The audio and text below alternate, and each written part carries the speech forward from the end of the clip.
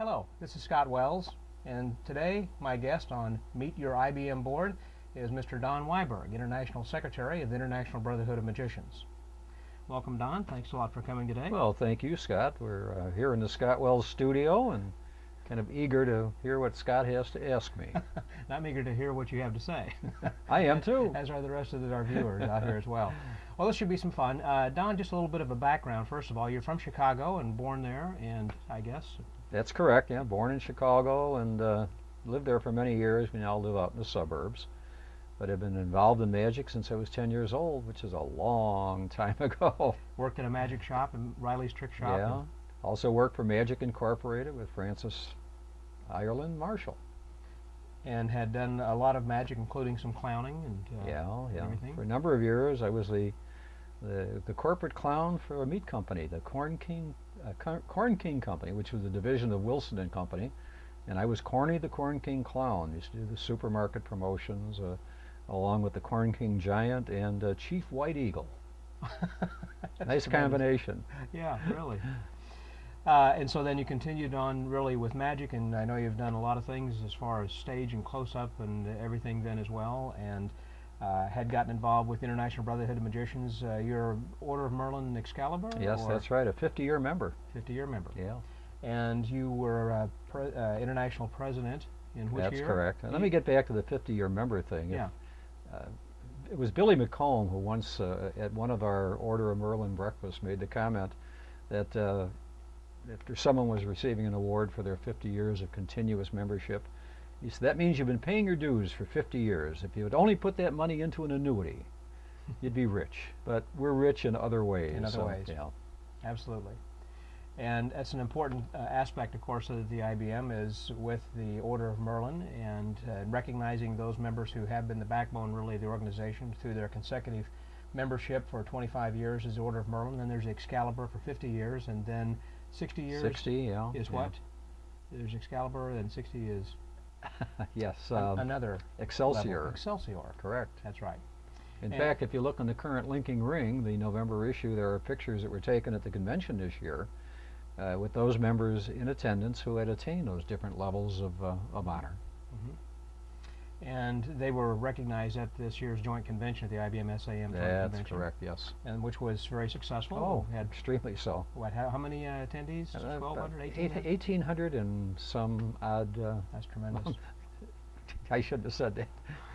We're all odd. No, there were close to 1,900 members, or close to 1,900 registrants at this combined convention, which I believe is a record for the largest convention ever held in North America.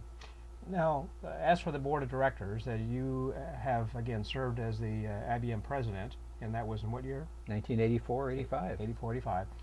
And I was just a kid then. Were you still?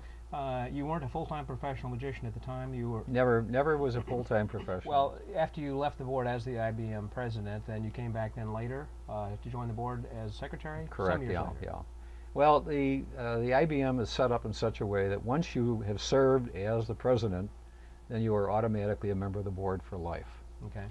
And I took a little vacation after I served my my year of presidency, and it wasn't until a few years later that I became active again at a point when Earl Christenberry, another devoted member of the I.B.M., decided to step down, and it was at that point that Bev Bergeron was our international president. So Bev appointed me to fill out the remaining months of Earl Christenberry's term, and then since then I've been very active as the international secretary. Mm-hmm. And then, as the rest of the board, as far as those getting full votes, the president, first vice president, and second vice president. Correct. Secretary. Treasurer. And 6 executive committee members are the full voting members of the I.B.M. board, and then all the past presidents have a cumulative vote of not to exceed 5. Now, people will often ask me, who are members of the I.B.M., well, how do I advance? How do I say advance? How do I get politically involved in working with the I.B.M. so that I can be on the board or move up to being international president someday? Well, I can tell you my experience. I served in many offices at the local level, at the ring level, back when I first joined Ring 43 in Chicago, which was back in the 60s. And at that time, I was fortunate enough to have become good friends with a number of people who were very active in the ring, men who have long since passed on, but they had a program whereby they took a young member under their wing and served as an assistant on various committees and so forth. And eventually I worked my way up to serving as the president of the local ring for 2 consecutive years. And but attending conventions, I was always one to kind of pitch in whenever somebody needed help. If a room needed to be set up, you do these things automatically, at least I did. And little by little, I got to be recognized as someone that was a willing worker, maybe not too smart, but a willing worker. And eventually, I became a member of the convention committee and served in that capacity for a number of years, and co-chaired a couple of conventions, if I recall. And then was nominated to be a member of the executive committee. And after serving a couple of years on the executive committee and chairing a couple of subcommittees within that, then I was, I suppose, ripe for moving up the chairs, as they say. And I give Roger Crabtree, a Texan, a great deal of credit for recognizing whatever it was that I had to offer. And eventually I became, well, at that time they had a second vice president, first vice president, and then the international presidency. But it's a matter of sacrificing a little bit and working. There's no magic spell, or there's no one who comes along and says, "I anoint you." It has, there are people that look upon the IBM board as kind of an unattainable level in the IBM, and it isn't. It's just a matter of making yourself known, I'm sure, at the local level, and gaining some recognition that way, and eventually moving up.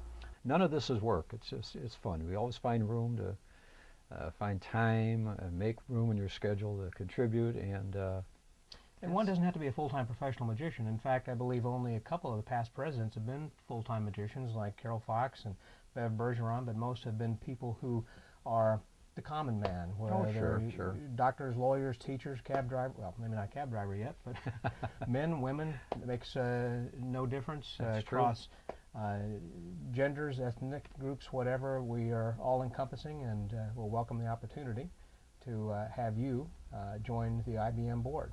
So now you know your board a little bit better. You know Don Wiberg. Sure. Feel free to contact him as secretary if you have a question or issue about anything. He can be located at your website. Well, we have www.magician.org. You go to the home page of the web portal. The IBM web portal has all of our contact information, and you get a wonderful publication every month, The Linking Ring, and all you have to do is look at the inside pages, and you'll find contact information for all the officers, the editorial staff of The Linking Ring, our secretary, our executive secretary in St. Louis. All of these numbers are available, and we're all approachable. That's right.